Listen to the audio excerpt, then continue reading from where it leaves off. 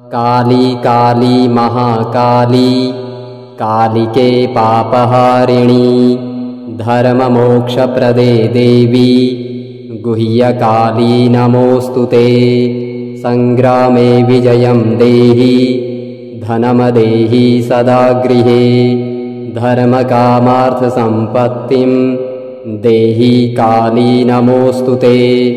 उल्कामुखी ललज्जिह्वे घोररावे भगप्रिये शमशानवासिनी प्रेते शवमांसप्रिये नघे अरण्यचारिणी शिवे कुलद्रव्यमयीश्वरी प्रसन्ना भव देवेशी भक्तस्य मम कालिके।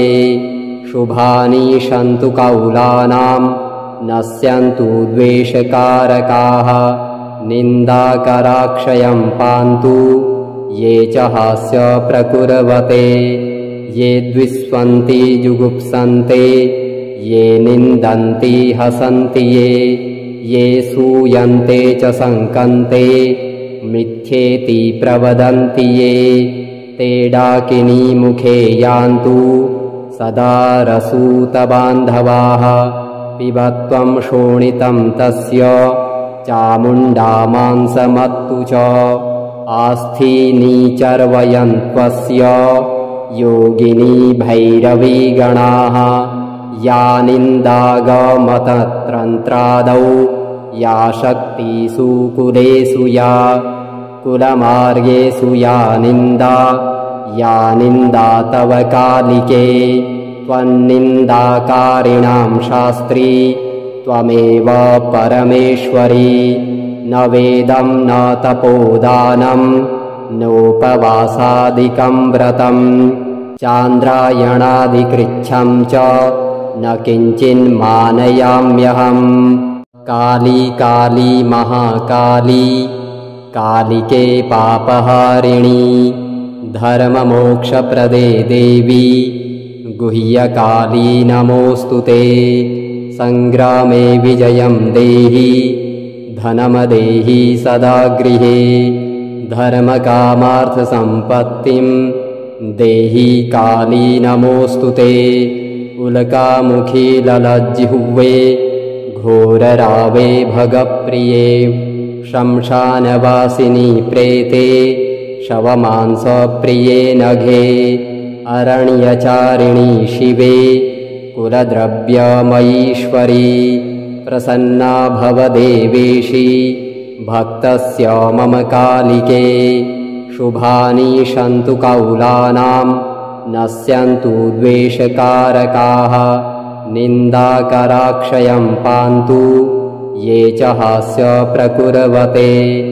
ये द्विष्वन्ति जुगुप्सन्ते ये निन्दन्ति हसन्ति ये सूयन्ते च शङ्कन्ते मिथ्येति प्रवदन्ति ये ते डाकिनी मुखे यान्तु सदा रसूतबान्धवाः।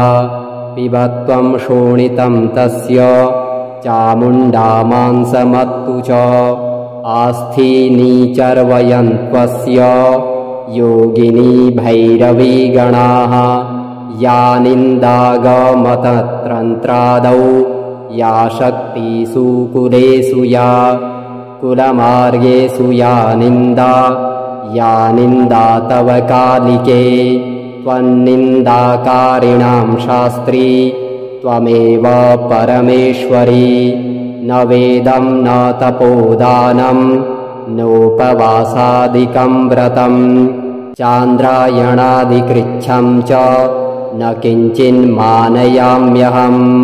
काली काली महाकाली कालिके पापहारिणी धर्ममोक्षप्रदे देवी गुह्यकाली नमोऽस्तुते।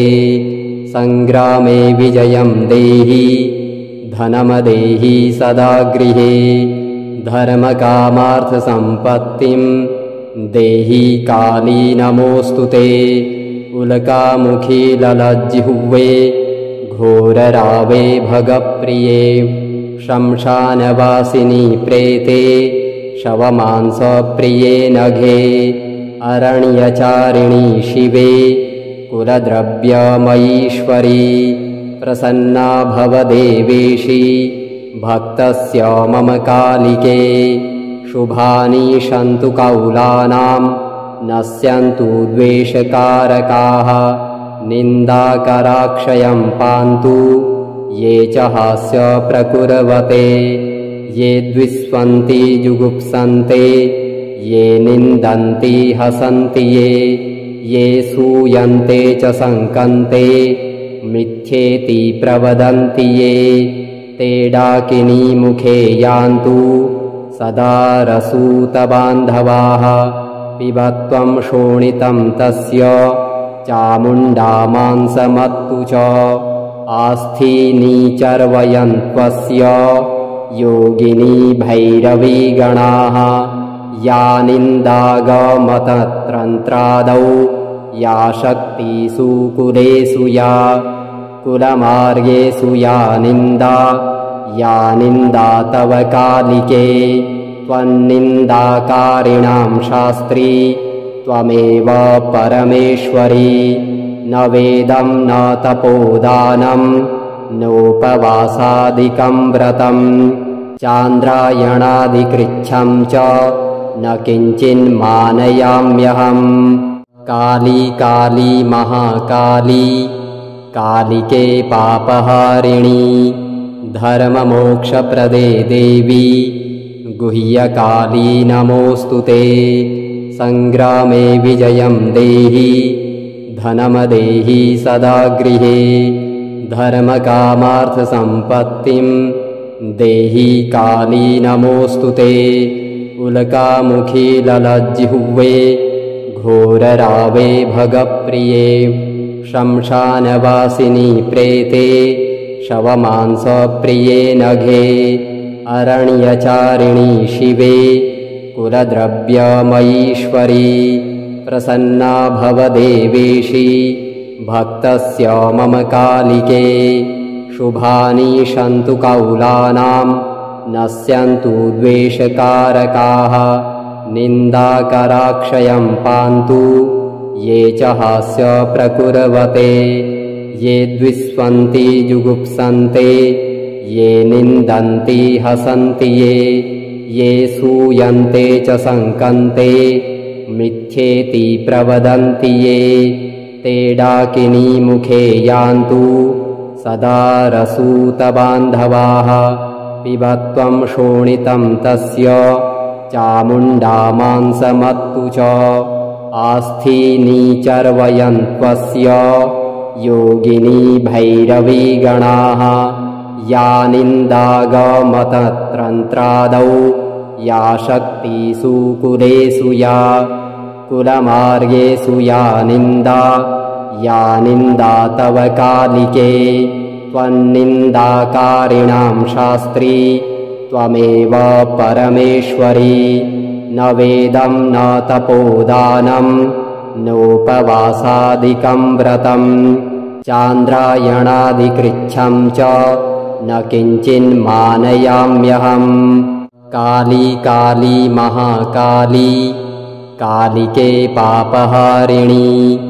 धर्ममोक्षप्रदे देवी गुह्यकाली नमोऽस्तु ते संग्रामे विजयं देहि धनं देहि सदा गृहे धर्मकामार्थसम्पत्तिं देहि काली नमोऽस्तु ते उल्कामुखी ललज्जिह्वे घोररावे भगप्रिये शमशानवासिनी प्रेते शवमांसप्रिये नघे अरण्यचारिणी शिवे कुलद्रव्यमयीश्वरी प्रसन्ना भव देवेशी भक्तस्य मम कालिके शुभानि सन्तु कौलानां नश्यन्तु द्वेषकारकाः निन्दाकराक्षयं पान्तु ये च हास्य प्रकुर्वते ये द्विष्वन्ति जुगुप्सन्ते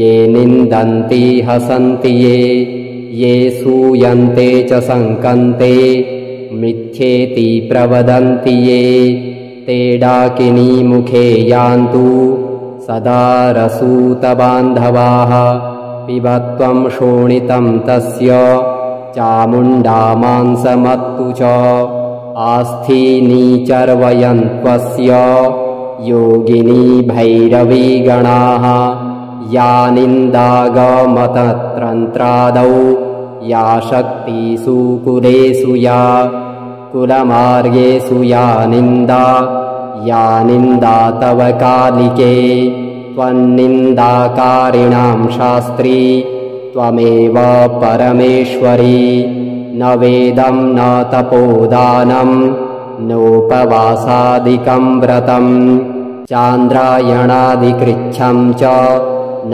किञ्चिन्मानयाम्यहम् काली काली महाकाली कालिके पापहारिणी धर्ममोक्षप्रदे देवी गुह्यकाली नमोऽस्तु ते संग्रामे विजयं देहि धनमदेहि सदा गृहे धर्मकामार्थसम्पत्तिं देहि काली नमोऽस्तु ते उल्कामुखी ललज्जिह्वे घोररावे भगप्रिये शमशानवासिनी प्रेते शवमांसप्रिये नघे अरण्यचारिणी शिवे कुलद्रव्यमयीश्वरी प्रसन्ना भव देवेशी भक्तस्य मम कालिके शुभानि सन्तु कौलानां नश्यन्तु द्वेषकारकाः निन्दाकराक्षयं पान्तु ये च हास्य प्रकुर्वते ये द्विष्वन्ति जुगुप्सन्ते ये निन्दन्ति हसन्ति ये सूयन्ते च संकन्ते मिथ्येति प्रवदन्ति ये ते डाकिनी मुखे यान्तु सदा रसूतबान्धवाः पिबत्वं शोणितं तस्य चामुण्डा मांसमत्तु च आस्थीनी चर्वयन्त्वस्य योगिनी भैरवीगणाः या निन्दागमतत्रन्त्रादौ या शक्तिषु कुलेषु या कुलमार्गेषु या निन्दा तव कालिके त्वन्निन्दाकारिणां शास्त्री त्वमेव परमेश्वरी न वेदं न तपोदानं नोपवासादिकं व्रतं चान्द्रायणादिकृच्छं च न किञ्चिन्मानयाम्यहम्